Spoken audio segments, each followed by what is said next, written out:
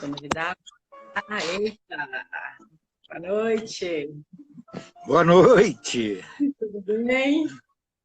Tudo! Muito bom aqui. Então, essa luz sua tá legal? As pessoas podem dizer também aí como é que fica melhor. Mas acho que tá legal. Ótimo! Então, Vidal, eu estava olhando um pouquinho, né, sobre você, seu currículo, e eu gostei muito quando eu vi um pequeno vídeo, né, que você, como que você entende, né, o papel do professor, da professora de filosofia, né? E você disse que ser professor é ajudar o outro a despertar sonhos, né, a superar seus limites, a enxergar um pouco mais longe as suas possibilidades pessoais e sociais. Gostei muito e você conta um pouco lá, né, do seu aluno, depois se você quiser contar para o pessoal.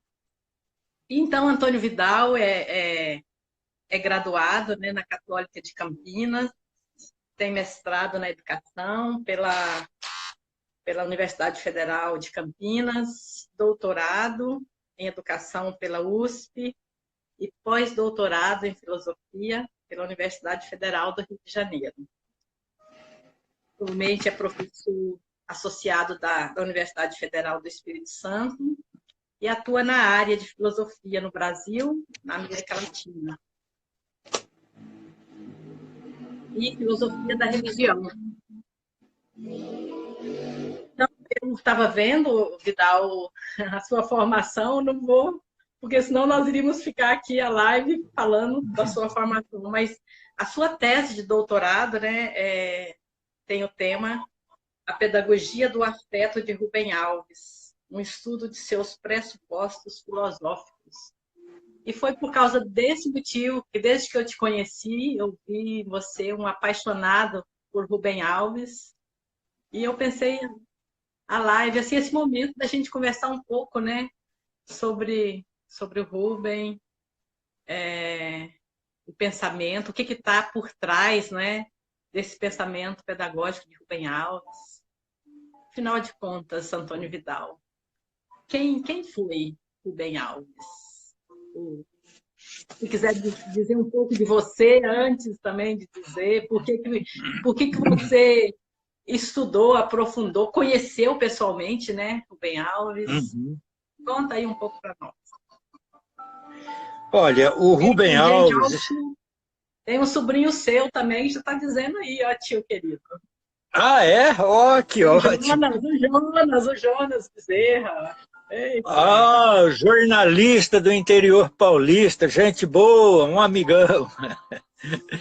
Então, veja, Ivonete, agradeço o seu convite, né? Colega que está aqui no Espírito Santo há muitos anos, de Goiânia, né? De Goiás, e é muito bom tê-la aqui como parte da nossa caminhada.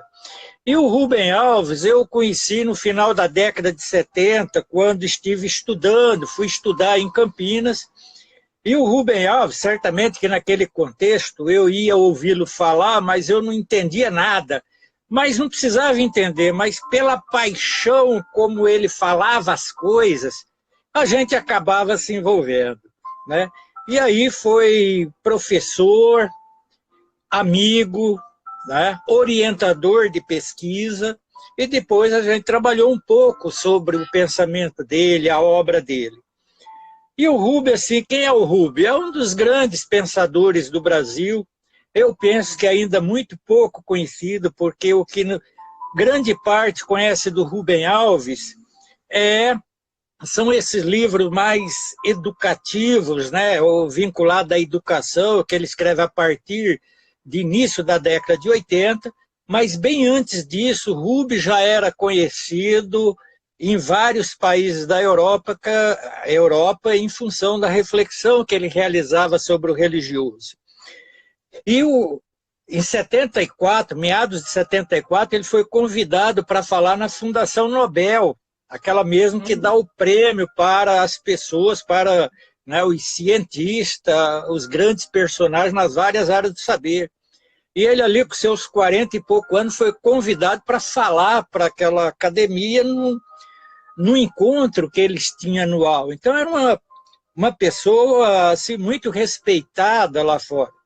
Então, o Rubem Alves é um pensador que, como qualquer outro, tem sua história, sua caminhada, seu pensamento se desenvolvendo sempre.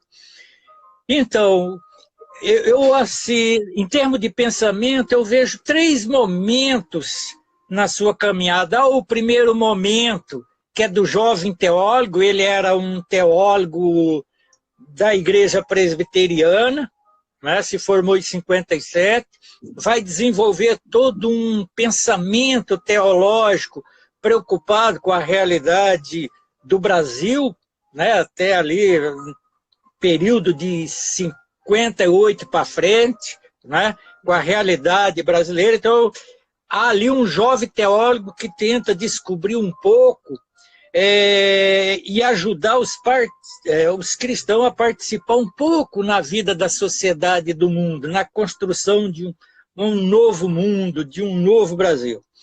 Então, em 64, tem ali o golpe militar, né, que vai ocorrer.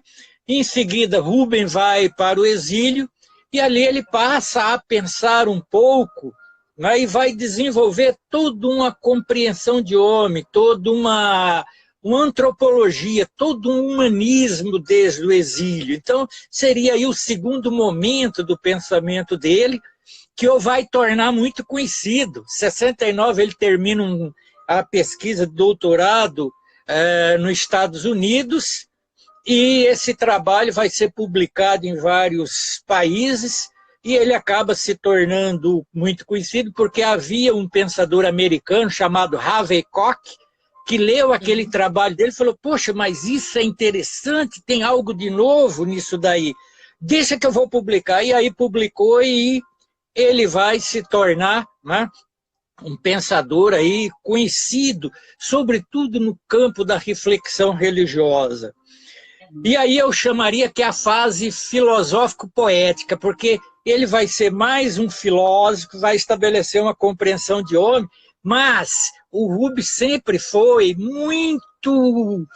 muito vinculado à arte. Ele aprendeu, fez piano em Campinas, desenvolveu toda uma sensibilidade poética. Então ele era um filósofo nesse momento, mas há sempre um poeta que interfere na voz do poeta, do filósofo que fala. E aí, por último, tem essa fase que é mais conhecida, nossa, não é? Que é essa fase dos textos curtos do Rubem, que vai ocorrer num determinado momento do desenvolvimento do pensamento dele, que eu chamaria aí poético-filosófico, porque tudo aquilo que o filósofo disse com caracteres filosóficos, com os conceitos filosóficos, ele passa a falar agora dentro de uma linguagem poética.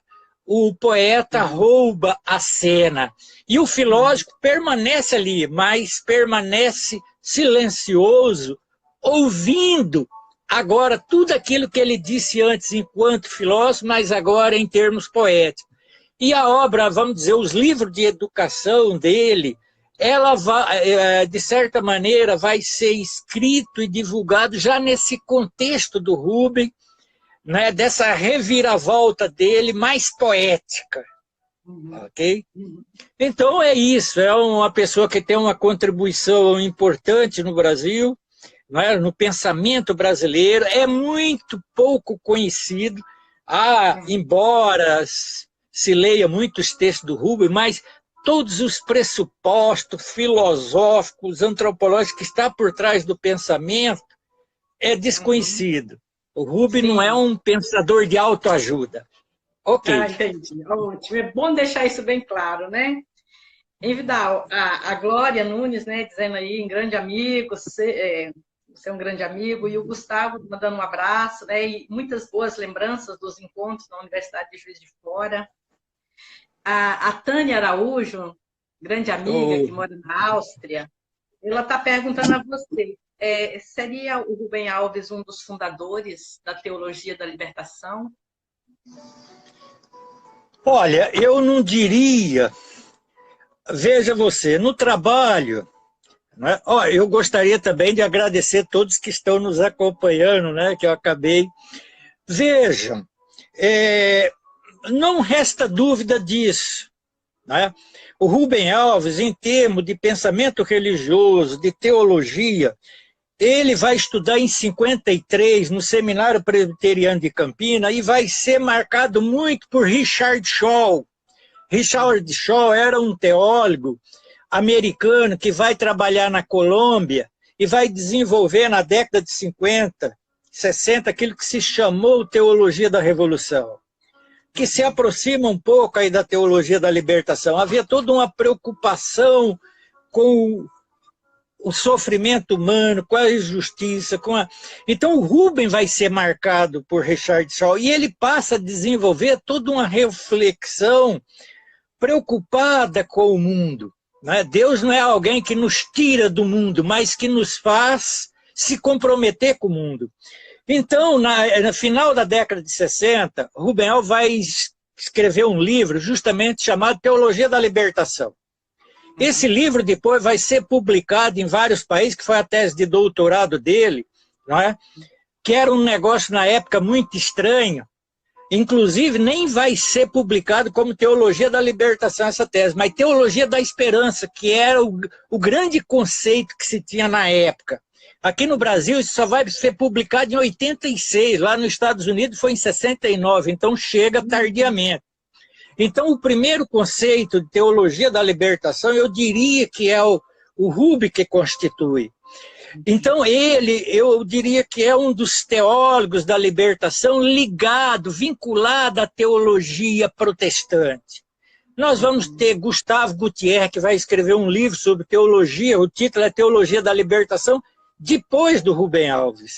Mas eles eram amigos, Gustavo Gutierrez, Henrique Dúcio, ele se encontrava naquela época em vários países da América Latina para estar refletindo a partir da América, né, dos problemas da América Latina. Paulo Freire, que foi muito próximo e amigo de Rubem Alves, né, tiveram juntos em vários encontros na América Latina. Então o Rubem Alves vai desenvolver uma teologia da libertação, por assim dizer, dentro do contexto dessa percepção protestante. Ele é o grande pensador da teologia libertária no horizonte protestante. Né? Em diálogo com o Leonardo Boff, eles eram muito amigos, mas as influências, as interlocuções foi possibilitando cada um estabelecer essa reflexão teológica de uma forma diferente. Né? De uma forma um pouquinho diferente, mas eles estavam muito juntos, né, nesse processo mais amplo de reflexão. Show de bola. É muito bom. Esses esteios, né, Paulo Freire, Rubem Alves, que está, no fundo, na base, né? E acho que essa explanação primeira sua foi dizendo justamente aí o que está na base de Rubem Alves, né? Quem o influenciou, quem influencia o pensamento de Rubem Alves. Você já começou dizendo... Tem ainda alguém mais aí que você quer acrescentar? Olha, o Rubem, embora ele escreva muito fácil, não é tão tranquilo. Para entender, eu, depois de ter feito pós-doutorado, de ter estudado, eu achava que entendia. Hoje eu vejo que eu entendo pouco, né? Porque há muitas interlocuções, e sobretudo com alguns pensadores protestantes, que só muito recentemente nós tivemos acesso. Nós que viemos de uma formação católica, não tivemos acesso a uma boa parte dos pensadores que o Rubem Alves bebeu. Mas eu citaria aí, entre as interlocuções, não é que ele ficava repetindo os pensadores, ele era muito criativo, ele pensou dele no diálogo, ele realizou uma reflexão filosófica, teológica, voltada para a nossa realidade. Ele não fez exegese do pensamento alheio, ele tentou pensar a nossa realidade. Mas há uma tradição imensa que está aí, que ele dialogou. Santo Agostinho, ele dialogou. Kierkegaard, um filósofo que ele tinha a maior admiração, está aí por trás da contribuição dele. Nietzsche era um filósofo que ele amava o Nietzsche. E às vezes eu perguntava, Rubem, o Nietzsche, como é que você briga com ele? Ele falou, é um dos que eu não brigo, eu tenho identificação com ele. Então ele bebeu ali, ele aprendeu e recriou um pouco Nietzsche e atualizou. Outro pensador, Marx. Marx foi importante, sobretudo o Marx da juventude. Não o Marx do Capital, o Marx dos manuscritos econômicos. Então era aquele jovem Marx, né, dos manuscritos, para ele foi importante. Na reflexão religiosa, Feuerbach foi importante. Dentro da tradição protestante dele, Richard Shaw, Rudolf Bultmann, né, Karl Barth, ele dialogou com todos esses pensadores. E aí eu não poderia esquecer também da psicanálise. A psicanálise foi muito importante. Ele dialogou muito com Freud. Na reflexão dele, mesmo sobre a educação, ele tinha as críticas a Freud, mas Freud estava ali presente, ele levou em conta essa contribuição. E ele foi, até o fim da vida, praticamente, um psicanalista, atuou como psicanalista, fez psicanálise em São Paulo. Eu, quando morava em Campinas, na periferia de Campinas, eu me lembrava, assim, toda terça-feira ele passava com o carro, Commodoro dele, pela rodovia, com cachecol, uma boina e um cachimbo, indo para São Paulo para fazer estudo psicanalítico, né? Então, o Rubem, a psicanálise também tem um papel importante na reflexão que ele vai desenvolver. Então, são um pouco aí esses pensadores, tem muito outros, né? Norman Brown foi um pensador importante também na reflexão do Rubem. Então, tanto filósofos como teólogos da tradição, sociólogos, também ele dialogou, porque o Rubem, durante o tempo de Unicamp, ele desenvolveu todo um trabalho em termos de ciência da religião, né? Então, há alguns sociólogos que também são importantes na reflexão que o Rubem desenvolve. Na licença, no trabalho para professor titular da Unicamp, ele fez toda uma tese, que eu me lembro que Marilena Chauí participou da banca, outras pessoas importantes das ciências sociais sobre o protestantismo no Brasil, né? Que tem um título de um livro, Protestantismo e Repressão, que foi o trabalho que ele desenvolveu ali, né? Então, são um pouco esses. Está lembrando aí também do Dietrich Bonhoeffer. O Bonhoeffer é um filósofo importante, né, para o Rubem Alves, que passou a ser divulgado aqui no Brasil, sobretudo pela editora Sinodal do Sul, né? E era um cara que, inclusive, o Hitler mandou enforcar, porque ele era um pastor que, naquela época, Hitler queria que todos apoiassem ele na sua iniciativa. Ele falou, eu não vou apoiar o fascismo. E aí